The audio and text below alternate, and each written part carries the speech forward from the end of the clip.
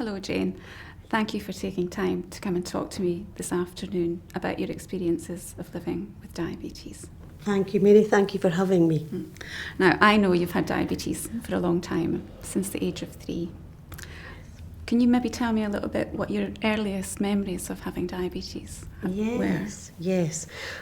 I have had diabetes for a rather long time, and my earliest memory is not a very nice one, but doing a urine specimen in a tiny test tube and dropping a tablet into it and waiting for it to change colour to see what my sugar levels were doing. And did it go all fizzy? It went all fizzy, and I remember Mum being pleased if it was one colour and going, oh dear, if it was another colour. Yeah. Yes, and I also remember getting my first blood meter, blood testing meter, and it was massive. It was absolutely massive. But we thought it was the best thing since sliced bread, because we'd never had anything like that before. And were you able to do your own blood tests and things? I think I was from quite an early age. Mum was very supportive. Let me try to do things, but was always there in the background to support. Yeah. What about injections? What do you remember about having to do injections? I do remember disliking injections. And I remember poor Mum and Dad, when you had to vary your sites for testing, and I was getting very bumpy legs. Yes. And I do remember them saying, we're going to try your tummy. And I remember poor Dad having to hold me when Mum tried to. Yes. And in the end, it actually wasn't nearly as sore as I thought it was going to be. But that wasn't such a bit frightening at the time. Okay, and sort of needle sizes and syringes and things? Yes, they were very heavy metal syringes. You had to keep them in the spirit, the stainless steel. And just see the progression as years have come on. Yes. But I do remember them being very heavy, and glass, stainless steel. Okay. Yes. So you've seen lots of changes Yes. in the treatment and management of diabetes. So for you, what would you say would be the biggest change that's come about in your life? Mary, I think the biggest change, and for me the best, the most free, was the introduction of insulin pumps. And initially they were just a thing you could read about and you can research, but they were never funded. And we sort of asked about them a couple of times, but they were never going to be available. And then we got some literature.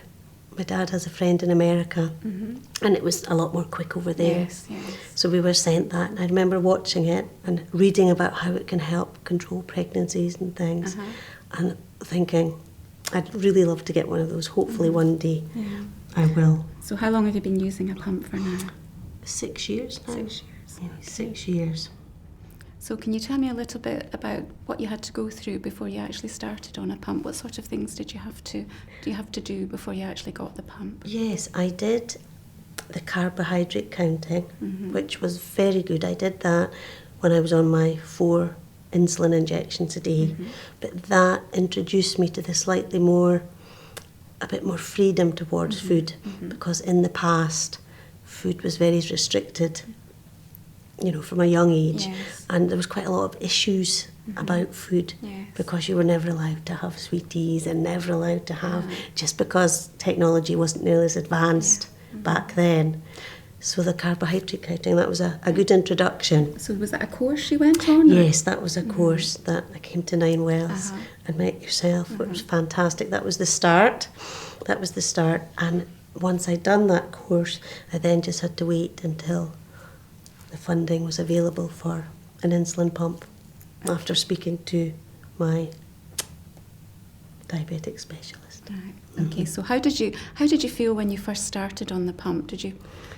Excited, apprehensive. I think I wanted to do it, but it was the thought of a tiny little machine and controlling you. But I soon learned that you control it, and it just took a wee while just to become a bit more familiar with it. And I think the best advice anyone has given me is to take your 2 days, 3 days off work, lock yourself away, try just to study the literature, look at the websites, Medtronic's websites, familiarise yourself so it's not such a scary thought. Yeah, I would think, certainly for someone that's been taking injections for a long time, to go from maybe taking 4 or 5 or 6 injections a day to maybe how often are you?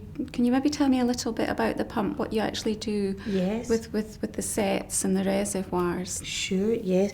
I change my site for the pump every 3 days. And the pump's very clever. It has a low warning if your reservoir's going too low and you need to change your pump. So I do that every 3 days, basically fill the reservoir. Would you mind just letting us have a little look at your pump? Not at all. It's very inconspicuous, I must admit.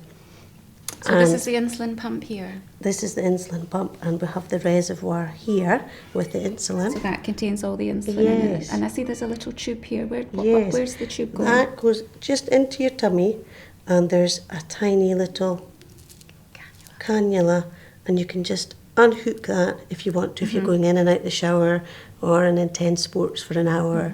But I must admit, I tend to wear it either in my pocket or you can wear it elsewhere around your body, and people don't know that you have one unless you want to tell them that you do, which I think's been a really good thing, because you don't feel you're any different to anybody else, which is great. So what's been slightly different with the pump, using the pump as opposed to you giving yourself 4 or 5 and 6 injections a day? What's the pump doing for you there? You basically, it's a continuous supply of insulin, so almost I would say an artificial pancreas with your work going into it. And you know, a lot of support from your diabetic specialist team, but then you know about carbohydrate counting, and you can have a lot more freedom with eating, because you don't have to take another injection just to have maybe a little bit more, or if you don't want to have as much to eat and you've given yourself some insulin units, you can suspend your pump. You know, it takes a lot to familiarise, but after 6 months, you don't ever think you don't ever feel you've never had one. It's once you're there, it's fantastic. Sounds to me that there's been a lot of hard work on your part right at the start. Yes. But from what I can understand from what you're saying about the pump is you've got a continuous amount of insulin going in all the time. Yes. And when you have something to eat, you're working out how much carbohydrates in that food, and you can work out how much insulin you need. And you're pressing a button on the pump, and the pump's delivering some insulin for you. That's it. Expertly summed. So it's fantastic, I must admit. Initially, a lot of hard work. It's not a magic wand that you can wave to say, this is your cure, this is it. But if you put in the work initially, the end results are well worth everything. I would never ever go back. Never go back. So it sounds to me you've got a lot of freedom. A lot of freedom. It's allowed me to train for marathons and run 2 London marathons, ran for juvenile diabetes. So I don't think I would have had nearly as much freedom with the insulin. I don't think I would have managed so easily. So I know you brought your medal. Yes. You wouldn't mind letting me see your medal? Not at all. That was this year, the 2012 one. And you ran last year as well? I did, yes. Very exciting. And I have to show off a bit. I took half an hour from my time this year, so I'm very pleased, very pleased. So in what ways did you use the pump what to help you train for the marathon? Yes, I used the pump along with the CGM, which is... the continuous glucose monitor. Yes, and I must admit, the sensors were fantastic, because you use them with your pump, and instead of having to stop and physically blood test, the sensor links your sugar levels to your pump. So I wasn't having to stop in the rain and the snow and test. I could just sort of at a glance have a look and think I could maybe reduce the rate my pump's working, take my insulin down a level or 2, or I could put it up, or I could even suspend it slightly if I felt I was running far too low. And it always just indicated whether I needed to take glucose, how much and when. And I felt that was something I just couldn't have done without, which was fantastic. So you actually saw a continuous recording of your blood sugars on the face of your pump? Yes, and there's a lovely button you could press, the escape button, and your sugar level would just be there. I know you have to back it up with blood testing, but before I could do that and after, and at least through the run, I didn't have to do the physical testing, which was, and also would have added a lot more onto my time, make you stop, your legs tired, legs can seize up and things like that. So it just let me run the marathon as if someone that had non-diabetic. Right. Okay, that sounds very exciting. It was fantastic. Tell me, how many months of training did you have to do, though, before you actually got to run the marathon? I think I was probably about 6 months. 6 months. And it's a programme that you build up. And I've always liked to run, I must admit. So it wasn't from scratch. But I did feel my general health and fitness definitely improved as time went on. And I also had even bigger appetite, which was fantastic because you can control that with your insulin, and it didn't mean that you were having to take lots of unnecessary needles, because that's one lovely thing about the pump, is that if you do want to eat a bit of extra, you can press a button and take a unit of insulin and just count your carbohydrates. Yeah, so really, with having the pump, counting carbohydrates, you've also got to be aware of healthy eating as well. Because if you're doing things the way you should be, there is the risk, the same as everybody else, for putting on weight. That's right. And I think just knowing that if I want to have a little bit, I can. But then, yes, like somebody that has non-diabetic, you're still going to put on weight, and you have to remember that. You have to run another 10 miles. So the exercise for you, for the same as people who don't have diabetes, is a way of helping keeping you fit and healthy and controlling your weight as well. Definitely. And freedom, just a nice feeling that nothing's going to hold me back and I can do this. And having diabetes, yes, takes a bit of work, but it's not the end of the world. And just use the technology that we have to control it. Now, I know you've said lots of nice positive things about the pump. I know for some people, having an insulin pump and wearing an insulin pump is a constant reminder of them having diabetes all the time. Yes. Would you say that there are any drawbacks perhaps to wearing a pump? I myself can't see that I've found any drawbacks, because it can be concealed very easily. If you're a lady, you can wear it lengthways in your bra, things like that. You can wear it in your pocket. So unless you want people to know you have a pump, it looks like a small mobile phone in your pocket. You're tubing on your pump, can tuck it into, just the side of your trousers. No one actually knows that I have diabetes unless I tell them. Yes. So I wouldn't say myself that that's been a problem for me. And then in a relationship, that's something you probably would have to broach. Yes. But I think it outweighs anything any negative, definitely. Yeah. Now, I know you've got 2 lovely little girls. I do. Ellis and Libby. Now, I know when you had Ellis, you didn't have a pump. No. But you had an insulin pump all through your pregnancy with Libby. Yes. Is there anything that you would like to maybe compare and contrast about the 2 pregnancies, about the difference? Yes, I think definitely pregnancy 1, with the horrific hypos, pregnancy and diabetes tends to bring, your control has to be very good to keep yourself healthy and your baby healthy. Yes. And I had to keep very tight control, and that comes with your hypo-awareness, the fact that you're starting to feel low. That tended to go, so I would be very low and very shaky and be having a hypo, and I wouldn't be aware. So we had a couple of ambulance visits and, a couple of visits to hospital. Yes. Whereas the second pregnancy was just, I would say, a walk in the park compared to the first pregnancy, and just being able to control your sugar levels, and also having the pump I meant to mention before. My hypo-awareness was a problem. It was starting to go with being diabetic for so long, I think, was one of the reasons. Yes, that can happen. Yes, and having the pump, they did say at the time, it probably will bring your hypo-awareness back. But I didn't actually believe that until, and it started to happen, because your control's so much better, and you're not so high and not so low. And the fact now I can be at 4 and think, okay, feel a bit low, have a couple of jelly babies.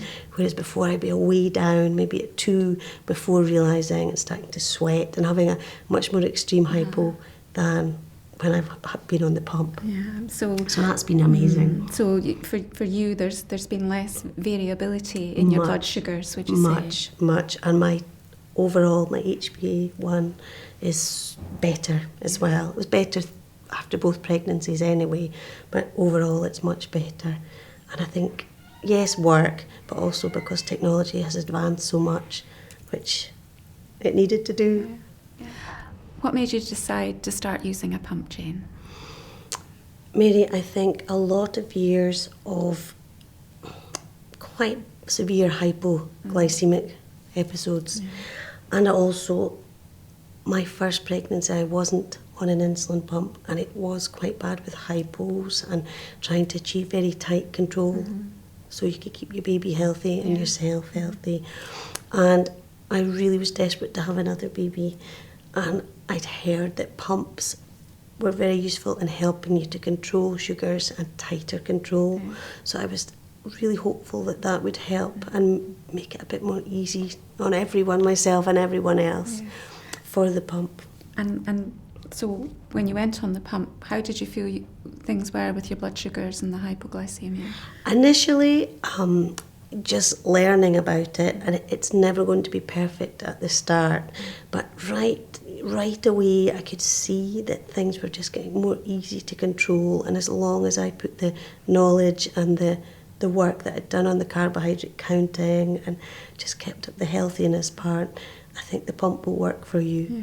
So would you say there's less variability in your blood sugars? Definitely. I think because you've got the continuous infusion of insulin rather than your sort of 4 hits from a needle, from an insulin needle. Mm-hmm. Okay. Yeah. Good. Jane, could you maybe tell me what sort of things you had to learn, when you first started on the pump, or even before you started using the pump? Yes, I was very well supported by the Nine Wells, the diabetic specialist team, and they recommended that I do the carbohydrate counting. I've always sort of carbohydrate counted, but not as specifically, and this was a sort of renewing my knowledge, adding to it, and just revising some, because I'd been diabetic for so long. Yes. So they felt that to know about the carbohydrates, things I found out, milk has carbohydrates, which you probably think maybe a bit, but not, you don't realise it affects your sugar levels as much as it does. So that was a real help. Yes.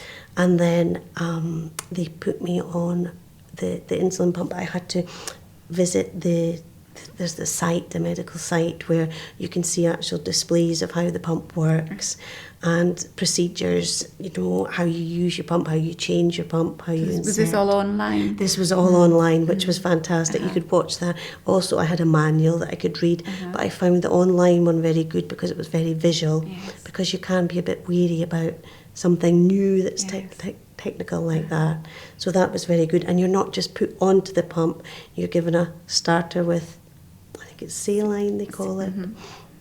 And that, so you're not actually getting insulin, you're just getting used to wearing the pump, using the buttons and things, but it won't affect your sugar levels. Right, so before you actually went onto the pump, you had a trial run, as it were, with saline, going through the pump, you pressing the buttons, but still doing your insulin injections. Yes. So how long did you do that for? I think that was a week. A week, yes. And did you feel that was long enough?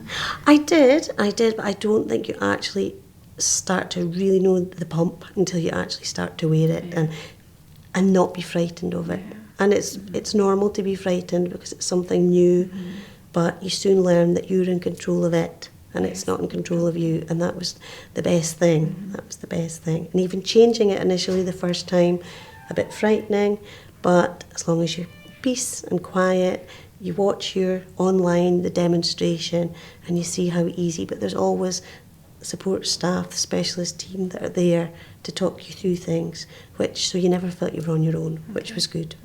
So when you first started on the pump, did you have to come to the hospital a little bit more frequently for reviews, or? Yes, I wouldn't say an awful lot, an amount that was unacceptable, just enough so that you can be supported in transition and starting the pump.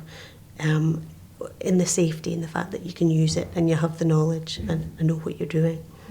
Can you maybe tell me, Jane, what you have to do to look after your pump and to keep it in good working order?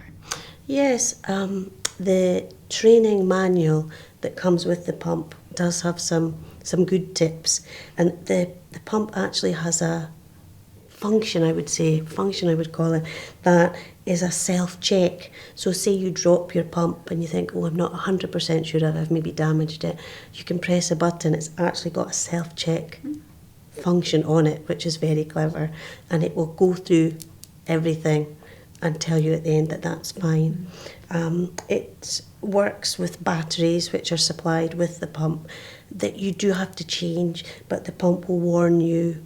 Very easy, give you a good bit of warning. You make sure your battery is always charged, and you replace your battery, but you keep them just in your handbag or in your pocket or about your person, and you replace your battery. And I can see you've got a battery life there on the front of your pump there, so that's an extra check. That's an extra check. So I never worry about the battery going, but you just always make sure they're on your person. Yeah. The only thing I would suggest, and I think the newer pumps come with the little wallets, the pouches, but the pumps are very good for controlling sugar levels when you're doing physical activity. But I think the little pouches are very good, because if you do become very hot, you don't want moisture from your body affecting the pump. It's never been proven so, but I think that's just an extra precaution to wear that, and then your pump will be safe and there'll be no chance of moisture getting into it. Right. Okay. But there's a very good, it basically goes through everything. So every option is any questions that you have, there's a search, and you can, so any worry that you might have. And correct me if I'm wrong, but is there a telephone helpline number? There is a technical helpline, and one that if you're late in Great Britain, it transfers over to America on the same rate, so it's all very well organised, and I've been helped if there's ever been an occasion that I've needed. Not often. Yeah. Jane, can you perhaps tell me what you have to do to look after your pump and keep it in good working order? Yes.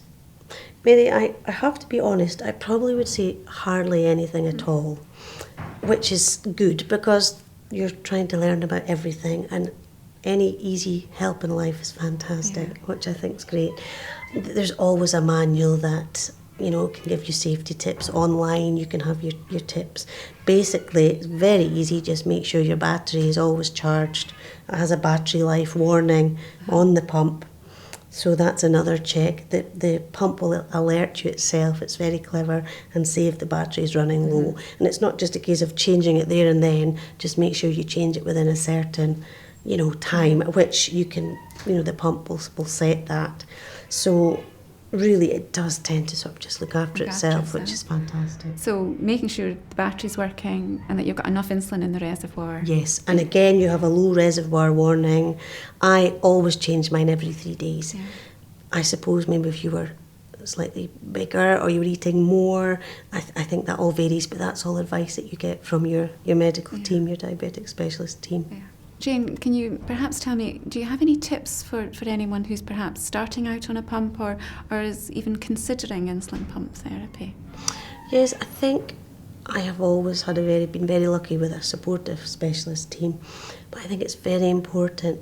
No question is ever a silly question, and we're all finding out about insulin pumps, but because they're becoming more easily funded, which is fantastic, there are more people wearing them now. So I think it's very important, if you can, your specialist team will probably help you contact someone with permission and speak about maybe certain worries that you might have, or if you've got a slight reservation about wearing the pump. So actually speaking to someone else with diabetes who's using a pump. Yes, I think that I was lucky. I was very early, and I was lucky enough to have a pump earlier on. But I do think it would have been very valuable to have someone that already had a pump, because you do have a few sort of just queries and reservations. Even for reassurance. Yes, and just to say. Yeah. Has anyone spoken to you? Yes, there've been a couple that have been, I've contacted, obviously given my permission, and it's been lovely, and it's lovely to hear the positive stories, and I feel it's nice that I can reassure. There have been a few people that have gone to have the pump, and I've since spoken to them, and they've been great with it. So that makes me feel at least I can help.